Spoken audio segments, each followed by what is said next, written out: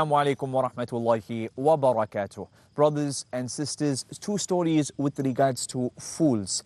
The first one being this individual who makes dua to Allah subhanahu wa ta'ala. And he says, "Oh Allah, only forgive me."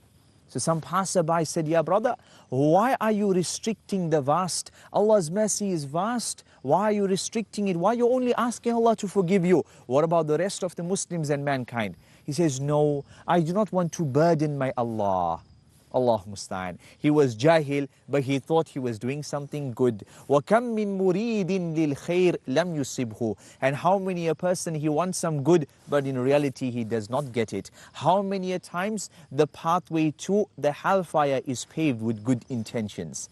Brothers and sisters, another individual on his deathbed, fool in reality.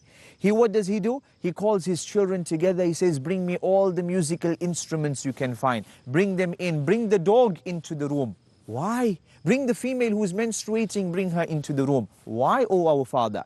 He says, "Because I've heard that the angels do not enter into the room where there's musical instruments. I've heard that the angels do not enter into the room where there's the dog. And also the female who is menstruating, I've heard that the angels don't enter. And so bring them in so the angel of death won't enter." Allah musta'an. In reality, kullu nafsin dha'iqatul maut. Even the female who might be menstruating, ask her to jump off a building, and if she does so, she will definitely pass away. There is no two twos with regards to that matter. That will come to every single one of them, be it in whatever situation you might be.